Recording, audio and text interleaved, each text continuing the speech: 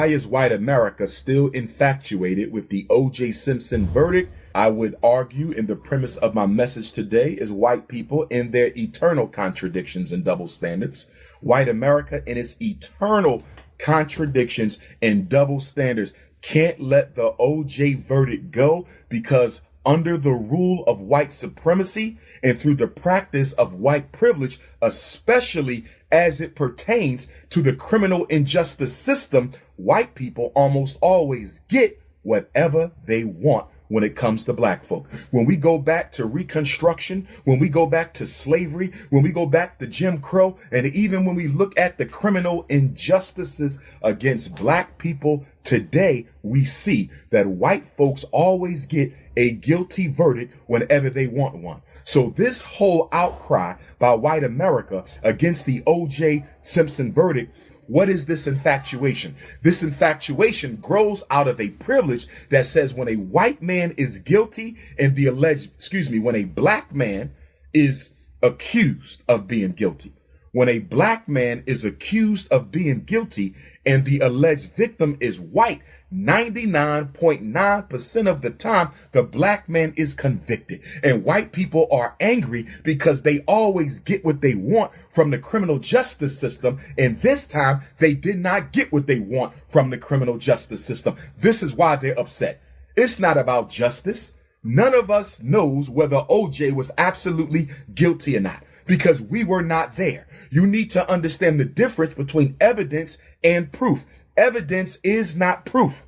OJ's blood was in the Bronco. That's evidence. The glove may have been able to fit, but they say he acted in court as if the glove could not fit. That's evidence, but that's not proof.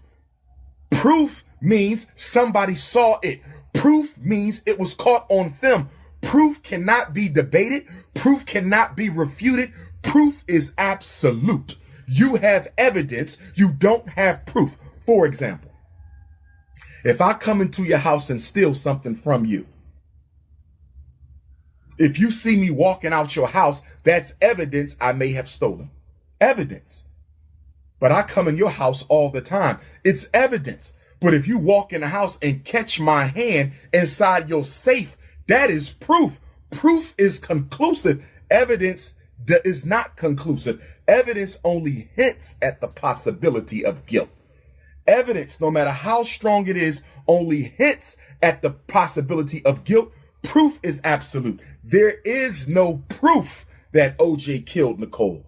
There is a lot of evidence, but there's no proof. And to be quite frankly with you, white America, to be quite frank with you, white America, to be quite frank, you need to blame yourself if he was guilty. If he was guilty, you need to blame yourself for why he got off. Because after all, it was you, Marsha Clark, and her co-prosecutor, Christopher Darden. After all, it was you, Marsha Clark, and her co-prosecutor, Christopher Darden, who decided to put the number one racist alive on the stand. You knew Mark Furman was not going to get on the stand and admit to being a racist. You knew Mark Furman was not going to get on the stand and say that he has intentionally inflicted police violence against black folks. You knew he was going to lie because your case, so much of your case rested upon his testimony. You knew he was going to lie. So you're the one who put the number one racist in the LAPD on the stand, and Johnny Cochran, rest in peace. Johnny Cochran, rest in peace, took it and he used it as he should have. And y'all talking about he played the race card. You put the most notorious racist on the stand and let him lie in front of national television. Don't blame that on black folks. That was a dumb decision by the prosecution. Okay? Y'all did that. He had no business on the stand. Y'all did that. And Johnny Cochran, being the master of the courtroom he is, one of the greatest lawyers we've ever had, okay?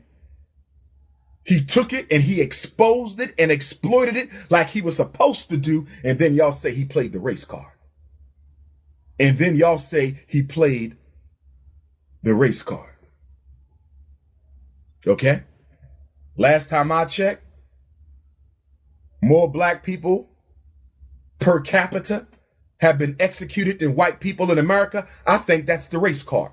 More black people in jail for dope, even though white folks use it more. I think that's playing the race card. More black kids being expelled from school for a zero tolerance law growing out of a white Columbine high school tragedy. Rest in peace to those children. Condolences to their families. But how does a white tragedy in a suburb trigger historic rates of expulsion and suspension of black boys? I call that the race card. Even in predominantly black schools, most of the teachers are white. I think that's called the race card. Most lawyers are white. Most judges are white. Most juries are white. How dare you accuse us? Dear white people. Dear white people. Dear white people, how dare you accuse us of playing the race card when you don't have any other card to play? I rest my case. How dare you accuse black America of playing the race card when you have never played any other card but race? Last time I checked, for me and my brothers and sisters who identify as unapologetically African, last time I checked, the only reason why I'm in this country subject to your criminal injustice is because you took me based on my race from my native home and brought me here to toil in your soil 243 years for free. So please don't bring up the race card, because if you want to discuss the race card, dear white America, I don't think there's another card that you can play. Okay? Last time I checked, it was your forensics team that mishandled the evidence at the crime scene. Black folks didn't do that. He was Asian. We had nothing to do with collecting the forensic evidence on the scene. Huh? And what about the cop who picked up Nicole Brown's cell phone, tampering with a crime scene? We didn't do that. Y'all made the silly ass mistakes. See, your white privilege bit you in the ass because you thought you were so free to do whatever you want because you just knew you were going to get a conviction, because whenever y'all accuse a black man of doing anything to a white woman, whenever y'all accuse a black man of doing anything to a white woman, whenever y'all accuse a black man of doing anything to a white woman, Bill Cosby, anything to a white woman, Tavis Smiley, a black man accused of doing anything to a white woman, Ezekiel Elliott, we are presumed guilty until proven innocent. And in this one case, your racist asses did not get what you've been getting for 400 years, and now you want to cry foul. I'll be damned. Black people got to deal with what you deal with 365 days a year for 400 years, and you got the nerve to cry. Welcome to our world, white people. Welcome to my experience, white people. Welcome to my reality, white folks. How dare you accuse us of being for our color and not being for justice? Since when have white folks ever been for justice against black people? Were you for justice in the Michael Brown case? Were you for justice in the Freddie Gray case? Were you for justice in the Emmett Till? Were you for justice in the Dr. King murder trial? Were you ever for justice when it came to us? Never. So even as we continue watching this video, one admirable thing that we have to draw from Dr. Umar Ifatunde is that he's always a defender of the rights of the black people. The black people for the longest time have never gotten the opportunity for better representation, better way of listening to their plights. And in today's video, he highlights on the gaps in the judicial system and even the policing system of America. The police have always walked away with crimes against the black people, with Floyd being an example. So I want us to continue watching this video, and then if you're watching us for the first time, kindly make an attempt to subscribe to this video, because this is how we learn about the plights of the black man. This is the place where we will engage together so that we build a formidable force that will bring equality in the human race. So let us watch this and talk about it in the end. You say, well, Kobe Bryant got off for being accused of doing something to a white girl. That's because the white girl settled out of court and refused to go forward with her charges. That's why.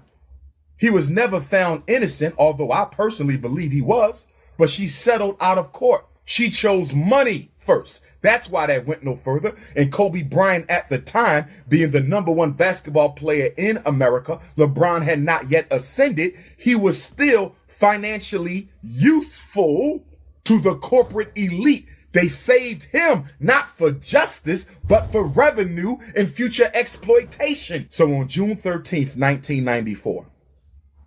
Oh, and not only that, one of the police took evidence home with them. Y'all remember now? One of the police who showed up on the crime scene took evidence to his house.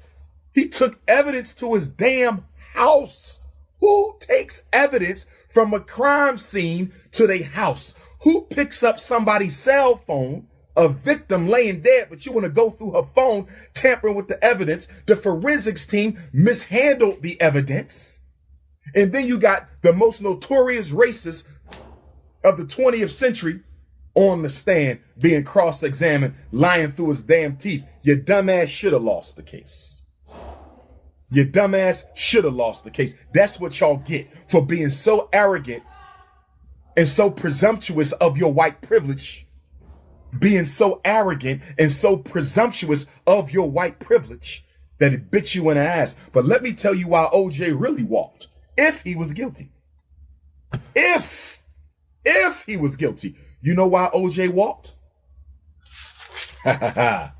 You want to know why OJ walked?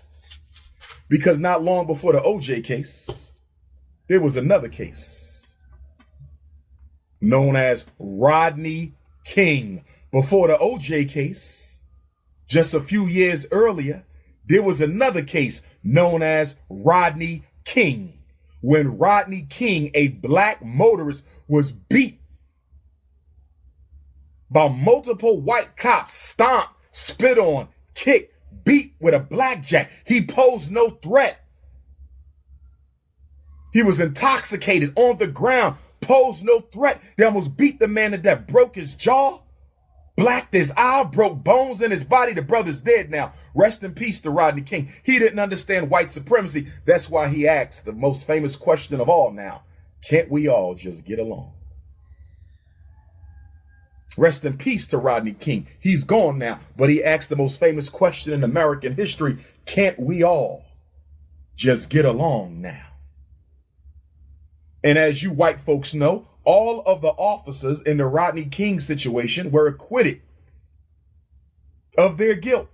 And not one of you white folks crying about OJ cried for my brother, Rodney King. Not one of you white folks crying about OJ cried for my brother, Rodney King. Not one of you racist white supremacists crying about the OJ verdict shed a single tear or made a single outcry for what happened to our brother, Rodney King, just a few years earlier. You didn't cry about that, but you want to cry about OJ. So if you really want to know why OJ got off, it had nothing to do with that racist.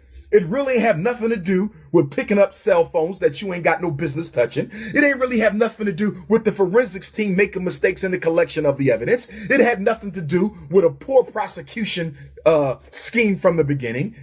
You know what it really had to do with? Check this out, brothers and sisters. This is where white supremacy destroyed itself. I'm going to show you where white supremacy destroyed itself. OJ walked not for the case. OJ walked not because he was famous. OJ walked not because of Mark Furman or Christopher Coon Darden or Marsha Clark. OJ walked because Los Angeles had already burned 3 years earlier, and the city couldn't afford to see Los Angeles burn again. So had you found the police guilty of beating up our brother half to death, OJ may have been convicted. But the city power structure said we cannot afford to experience again what we had in Watts 30 years ago, 40 years ago, and what we just had in Rodney King 3 years ago. The city of Los Angeles and the state of California said, as much as we want him to go to jail for this, if we do this, and the blacks riot again, if there is another revolution in the streets, if we let this happen again, all of the businesses in Los Angeles will move out. All of the corporations in Los Angeles will move out. All of the white folks in Los Angeles will move out, and we will lose the white vote, and black people will take control of Los Angeles. So I don't care what you got to do. OJ does not go to jail, because if he goes to jail and black people lose this case, we will lose our city. And that's facts. OJ Simpson walked because the police in the Rodney King case walked. Blame your racist ass self. It is you who let OJ walk, not us, not the black jury. It was white and racist, pasty pilgrims. It was because you could not be fair to Rodney King that we destroyed that damn city. And if you had put OJ in jail, you know for sure that city would have burned again. So it was your own racism in the Rodney King trial that liberated OJ. So let's give white folks a hand for letting OJ out of jail. Let's give white America a hand for letting OJ go home. It was your racist dumb asses that opened up the avenue that allowed for OJ to walk. That's right. It was almost, ironically, a form of justice. It was almost a form of, it was street justice. Street justice made OJ free. So let's look at the details, brothers and sisters. June 13th, 1994 was the date of infamy. June 13th, 1994, Nicole Brown Simpson and Ronald Goldman, rest in peace, were found dead. June 13th, 1994. On June 17th, after a highway police chase, O.J. Simpson turns himself in. June 17th, 1994. On June the 20th, O.J. Simpson pleads not guilty. On September 9th, the prosecutors decide that they will not seek the death penalty. The reason they didn't seek the death penalty is because they know they wouldn't have got it. Okay? Christopher Darden, I got some questions for you, my brother. You cried after OJ was acquitted. You cried in court after OJ got it. White folks was hugging and holding your black ass. You the blackest thing in the courtroom. White folks is coddling you and hugging you and holding you because OJ got acquitted for a crime you can't absolutely prove he committed. But did you cry like that for Rodney King? Did you cry like that for Michael Brown, Christopher Darden? Did you volunteer your legal services to go and help Walter Scott or Freddie Gray or Sandra Bland? Since you want to cry for injustice, Christopher Darden, since you want to cry for injustice, Christopher Darden, I'm asking you a question, my brother. Since you cried when OJ got acquitted, did you cry when the killer police were acquitted, not even charged in some cases? Did you cry for them? Did you cry when Tamir Rice was riddled with bullets in Cleveland, Ohio? Christopher Darden, did you cry then? What are you doing about it, Christopher Darden, since you so in love with justice? Has anyone heard Christopher Darden's name mentioned at all in any of these police brutality cases? I'm asking a question, because maybe I'm wrong. Has anyone heard Christopher Darden's name mentioned as helping any of the families involved in police genocide cases bring justice to their son and daughter's killers?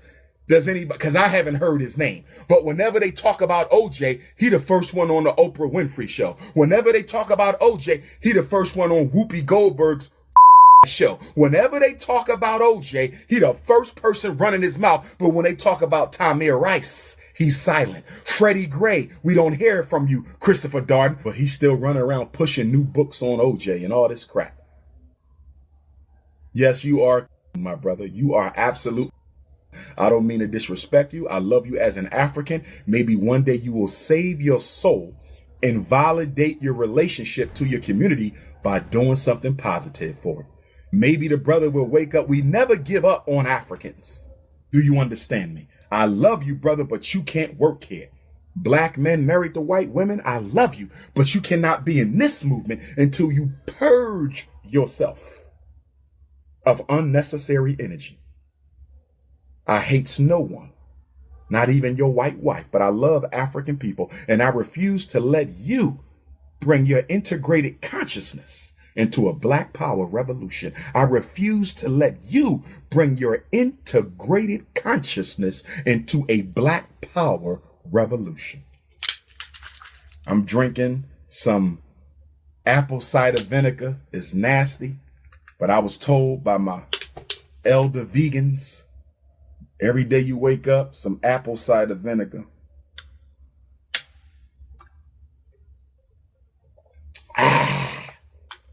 Woo!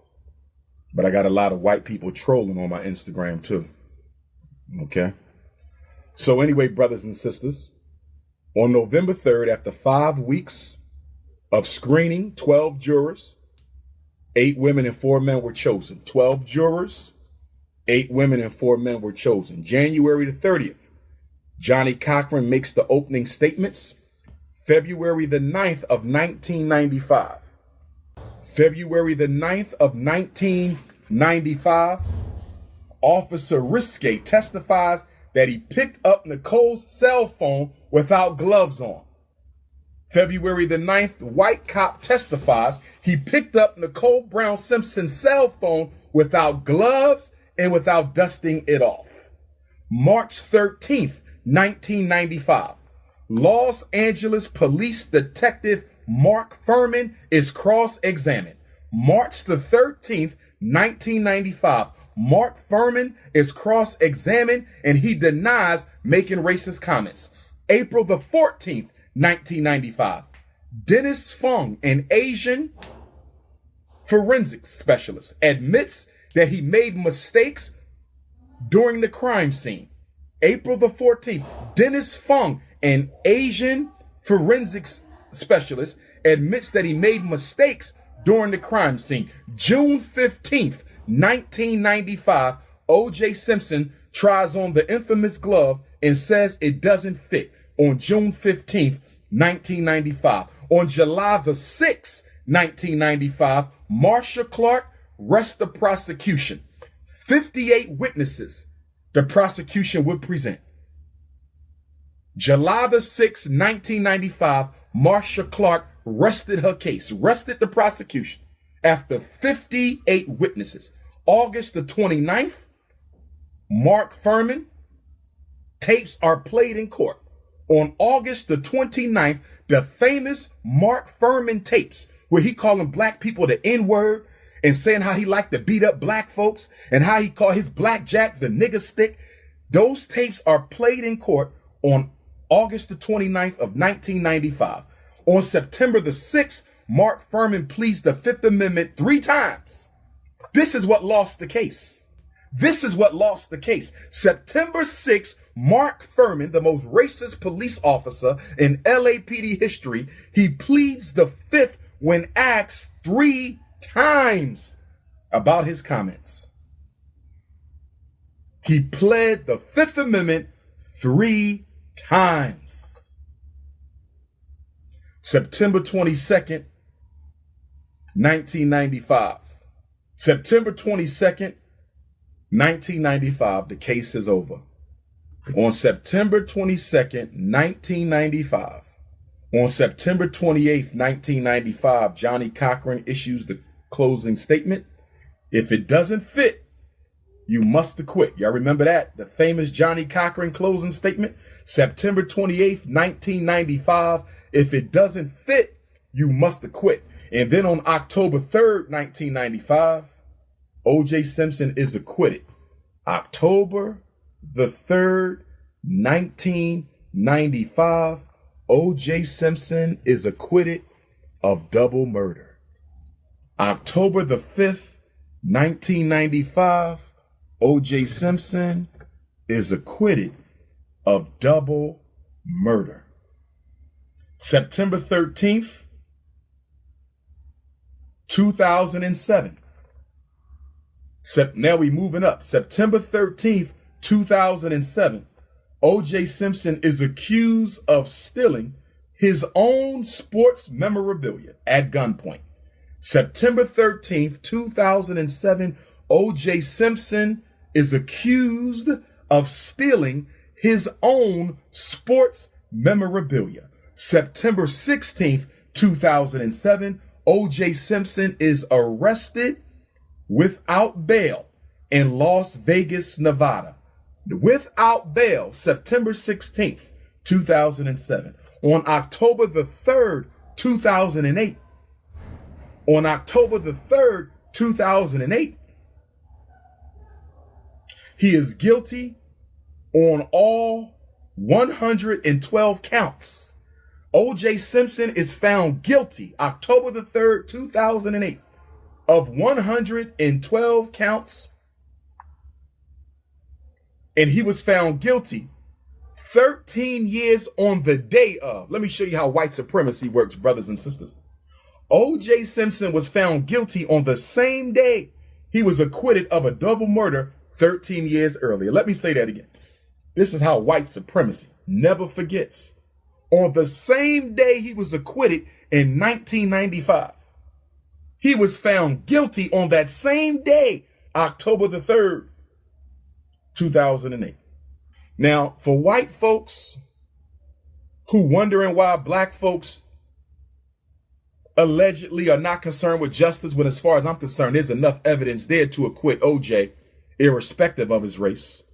As far as I'm concerned, there was enough mistakes made by white folk on the prosecution side, from Mark Furman to Marsha Clark, from racist cop Mark Furman to Marsha Clark. There's enough evidence and mistakes made by y'all alone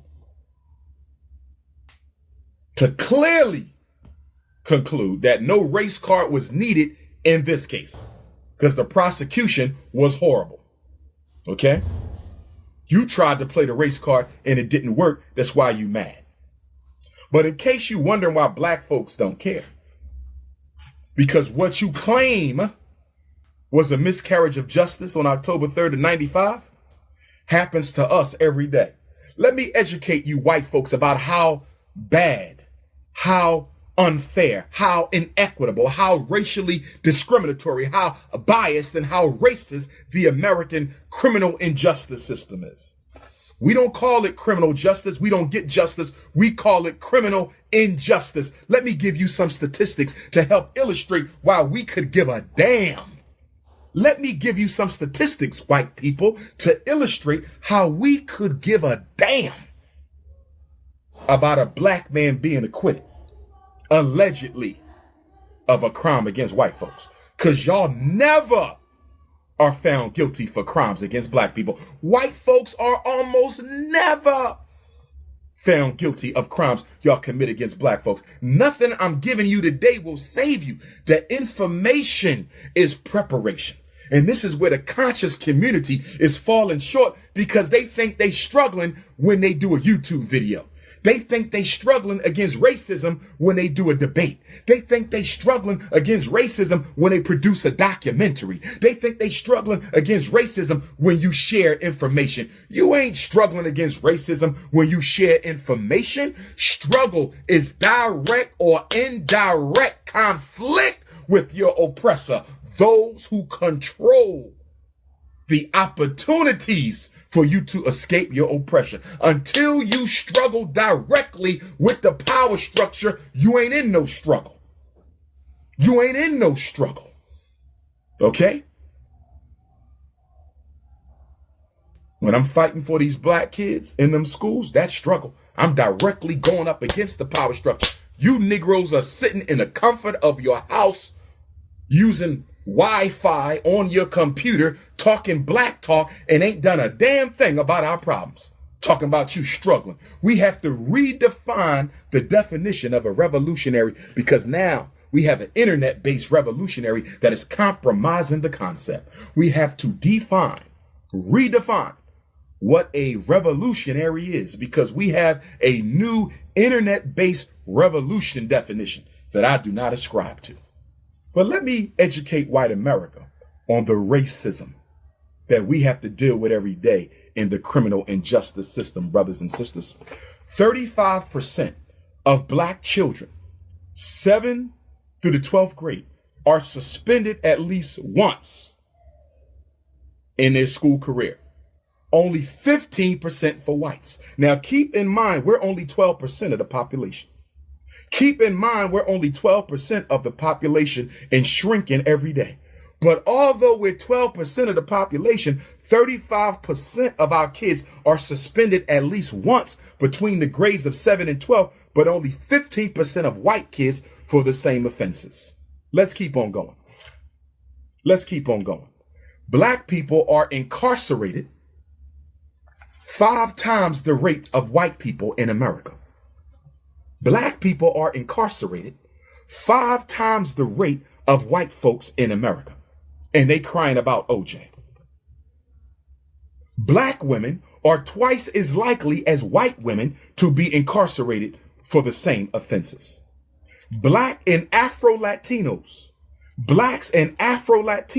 are 56% of all incarcerated people. I'm not making this up. This is coming straight from white folks. Because some of y'all don't know how bad it is for us.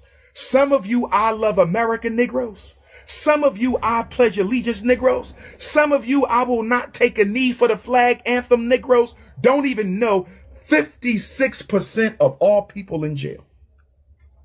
I'm citing facts. 56% of all people in prison in America are black and Afro-Latino. We are only 30%. When you take the blacks and the Afro-Latinos, we are only 30% of America, but we are 56%. We are more than half of the prison population. Talking about we made progress. Black children are 32% of children arrested, but they are 42% of children detained. 52% of children of cases that are forwarded to criminal court. I want y'all to hear this one. This is a real good stat. Listen to me. Black children are no more than 12% of all students in America. All children. Listen. But they are more than half of all children whose cases are waived at the juvenile level and sent to adult court. I hope you heard what I just said. And I hope you black parents out there are taking care of your children and raising them right, because we cannot afford to see any more black boys or girls go to jail, because more than half of all kids whose cases are waived at the juvenile level and sent straight to adult court, meaning they are prosecuted as adults. 52% of children prosecuted as adults are black. I'm going to say it again. 52% of all children 52% of all children who are prosecuted as adults in America are black. That blew my damn mind when I was doing my research. Not a Google search, real research. Not a Google search, real research. Not a Google search, hoteppers, real research. 52% of all children tried as adults, waived at the juvenile level, sent straight to adult court are black. Oh, I got the statistics today. Let's talk about black people on death row. Let's talk about black people on death row. Most death row are black people in these states. If you live in one of the states I'm about to name, most of the people on death row in these states are black. Let me say it again. Most of the people sitting on death row right now, waiting to be executed, are black people. These states include South Carolina, California, Louisiana, Mississippi, North Carolina, and Ohio. I repeat, black people, if you live in South Carolina, California, Louisiana, Mississippi, North Carolina, and Ohio, most of the people on death row in your state look like you. Although you are a numerical minority in your state, you are the majority in death row. Although you are a numerical minority in your state, you are the majority on death row. We are living in a state of crisis. This is genocide. Worse than slavery. Talking about you pledge allegiance to the flag. Yeah, okay. Yeah, okay. California. Now, I told you, the states I just named, most of the blacks, most of the people on death row are black. Most of the people on death row are black in the states I just named. But in the states I'm about to name, they have the most black people on death row. Do you understand the difference? The states I named, most people on death row are black. Majority. But in the states I'm about to name, they have the highest numbers of black people on death row, numerically. You got me? So numerically, which states have the most blacks on death row numerically? By the numbers, the most blacks on death row in America, California again. California off the hook. I want to know what's the black power agenda in California. Watts, talk to me. South Central, talk to me. Compton, talk to me. LA, talk to me. Sacramento, talk to me. Oakland, San Diego, Richmond. Somebody tell me why we got so many black folks on death row in California. What's going on in California? Y'all supposed to be the multicultural state. What's going on in California, brothers and sisters? So in these states, they have the most black people on death row. California, Florida. What's going on in Florida? Fort Lauderdale, Miami, talk to me. Orlando, Tallahassee, talk to me. Why we got so many black folks on death row in Florida, California, Texas, and Pennsylvania? Florida, California, Texas, and Pennsylvania. Florida, California, Texas, and Pennsylvania have more black people on death row than any other state in America. Not only that, Texas is special. In Texas, twice as many black people on death row than whites. Not only do they have some of the most blacks on death row, not only do they have some of the most blacks on death row, in Texas, twice as many black folks on death row as white folks in Texas. I got a question to my black lawyers out there. I got a question for my black lawyers out there. What are we doing about this? I'm not an attorney. For my black lawyers out there, what the hell are you doing about this? Because every time I turn around, I see white folks on the front lines.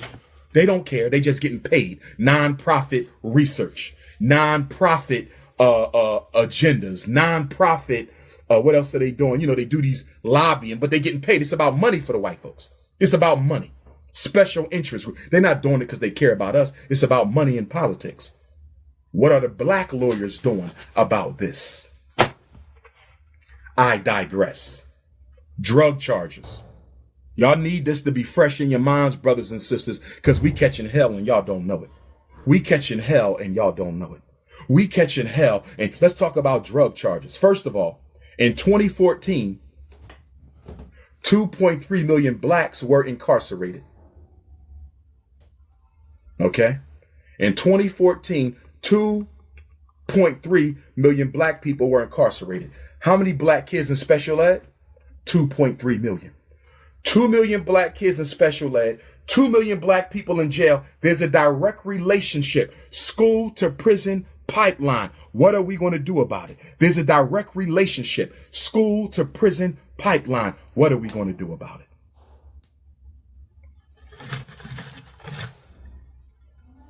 Drug charges. Black people are charged with drug crimes 6 times the rate of white people, although white folks use more drugs. Blacks are 12% of drug users, but 33% of those incarcerated for drugs. In 2012, the United States of America spent $81 billion on corrections. Did you just hear what I said? I'm going to repeat that because y'all need to remember that. I hope you taking notes. Watch this again. The next time somebody tell you that America is equal for black folks, please give them some of these statistics. The next time somebody tells you America is the land of the free, please quote some of these statistics. In 2012, the United States spent $81 billion, not million, not million, not million. In 2012, the United States of America spent $81 billion on corrections. But they crying about you getting some WIC milk. They crying about some food stamps. They crying about Section 8 housing. They crying about a little measly welfare check. Do you know that the welfare budget of the United States is less than 1% of the federal spending?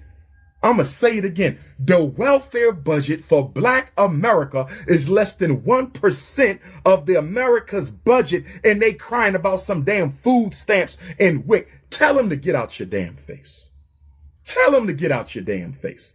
Come to me about no damn welfare. That ain't nothing but pennies. You spending $81 billion on corrections, and you spend about 10 times that amount on so-called defense. Bombs and guns and biological weapons against black folks. Get out my damn face about no welfare. I built this damn country. I built this damn country. Welfare? How about reparations? Welfare? How about you give me my reparations? We don't need no more of your welfare. Even exchange. Give me my ancestors' unpaid labor check. Give me my ancestors' unpaid labor check, and I will gladly withdraw from your welfare programs. Until then, shut the hell up and keep it moving. Let's go on. Let's talk about so-called alleged perpetrators of crime. Let's talk about alleged perpetrators of crime. Let's talk about alleged perpetrators of crime. 1976, since 1976, stay with me, brothers and sisters.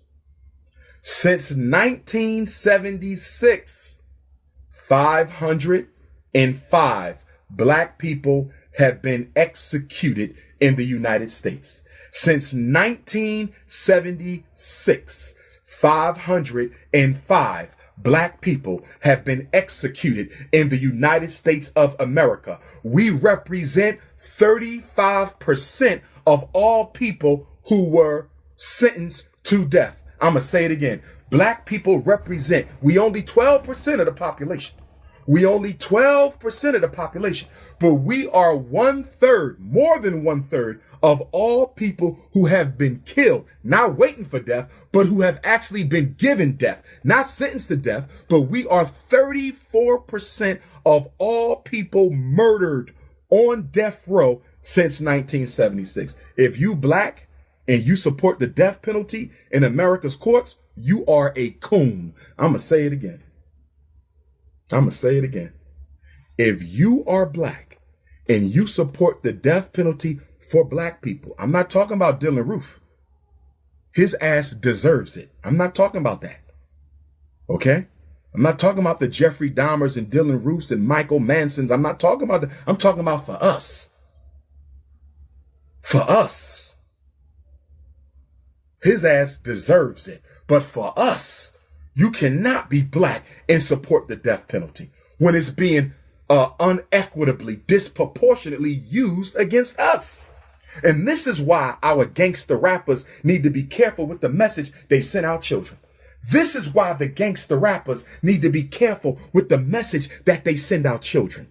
This is why the gangster rappers need to be careful with the message that they send our children, because if you advertising murder, you advertising death row. If you advertising murder, you advertising death row. Now, let me be honest. Since 1976, 820 whites have been executed. More white people have been killed than black folk, right? But that would make sense because there's more white people in America. But what doesn't make sense is that we represent 35% of all executions, but we only 12% of the population. In other words, white people were underrepresented on death row. White people are underrepresented on death row, and black people are overrepresented on death row. White people are underrepresented on death row. Black people are overrepresented on death row. Now, let's look at the victims. Since 1976, murder victims, 75% white, 15% black. So for those who were sentenced to death, they only were sentenced to death for killing 15% black folks, 75% white folks. Do you understand what's going on? That means when black people are killed, their life isn't considered valuable enough to take someone else's. But when white people are killed, their lives are considered extremely valuable enough to take someone else's life. Let's look at the numbers. When the victim was black, stay with me. When the person killed was black, only 20 white people were executed. When the victim was black, when the person whose life was taken was black, only 20 white people have been killed. But when the victim was white, 289 blacks were killed. Do you see what's going on? Let me say it again. I want to see if you got your thinking cap on. When the victims were black, only 20% of whites were executed. But when the victims were white, 289 blacks were executed. In other words, death row is almost exclusively used to kill blacks who have offended against white folks. And guess what? The statistics are only for 1976 forward. Let me ask you a trivia question. Why are the statistics only including 1976 to 2018? Can anybody tell me why the statistics are only including 1976 to 2018? You know why? Because if you look at it from 1975 back to 1875, could you imagine what these numbers would look like, brothers and sisters? If we went from the end of Reconstruction, 1875, to 1975, the era of mass incarceration and deindustrialization, these numbers would be worse than what they are, and they already bad. And these numbers do not include black people murdered by the KKK. These numbers do not include black people murdered by the police. These numbers do not include black people murdered at our nation's hospitals. These numbers do not include black people murdered by other white folks like George Zimmerman, who claim to be standing their ground. These are only black people murdered by the court. But what about all the other black folks who are murdered on the street outside of court, including at the hands of other black folks? So you asked the question, Doc. You've given me the historic information on death row, but what's going on with death row in America right now, Dr. Ifa Tunde? What's going on? Who's on death row today, right now? Statistics. Right now, on death row in America. Are y'all ready for this? Are y'all ready for this? On death row in America right now, there are 1,168 black people waiting to be executed. On death row in America right now, 1,168 black people awaiting execution. We are 42% of the people on death row right now. We are 42%. That means, brothers and sisters, our death row percentage is nearly 4 times our representation in the population. How can black folks be 4 times on death row their representation in the regular population? Brothers, somebody said they don't think this is a black-white issue. I'm blocking you. That was the dumbest shit I heard all day. Somebody just said this is not a black and white issue. See, this is what's wrong with you. You so in love with white folks that you can't even have a little compassion for yourself. You so in love with your oppressor that you can't even have a little bit of compassion for your own people. There's 1,168 black people who are waiting to get their life taken, brothers and sisters. I do not believe in the death penalty for black people. I do not. Because the criminal injustice system cannot be fair with us. So why would you support the taking of life by an institution that is historically racist and has never demonstrated the ability to be fair towards us? I'm calling on the ancestors. Let's keep going. How many white folks on death row? 1,196 white people on death row right now. 1,196 white people on death row right now. There's more whites than blacks. But guess what? There's only 28 more whites than blacks. Excuse me? They are over 75% of the population, but they're only 42% of death row. Black people are 12% of the population. We are 42% of death row. How can we have an equal, almost equal, minus 28 lives, almost equal, minus 28 lives? How can you have almost the same amount of blacks as whites on death row in America right now when they are more than 75% of the population and we are over 12? This is genocide. This is genocide. And one of the biggest mistakes that we are making as a people is we keep identifying with America. And because we do not identify as prisoners of war, as the descendants of enslaved Africans in America, we cannot take the United States to International Criminal Court at the United Nations because we continue to identify as citizens of this country. When will we wake up? I am not an American. I am not an American. You are not an American. When do we stop identifying? And no, we don't have to call ourselves Moors. And no, we don't have to put a red fez on our head. And no, it's now or never. Nat Turner said now. George Jackson up on my wall. George Jackson said, I'm not waiting. Show you this black man right here. This black man right here said he ain't waiting. This black man right here said he not waiting. I didn't say Soledad O'Brien. I said Soledad brother. Does anybody know What date George Jackson bust out of jail and met his martyrdom at the hands of the racist California police? What day did George Jackson Black Liberation Army, Soledad brother, what day did he break out of the jails of North America? What day? In California? August the 21st. August the 21st.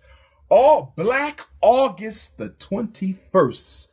3 years before I was born, my brother broke out of jail and said, I'm going to do like Nat Turner did on August the 21st. And Nat Turner said, I'm going to do like Jean-Jacques Dessalines did on August the 21st.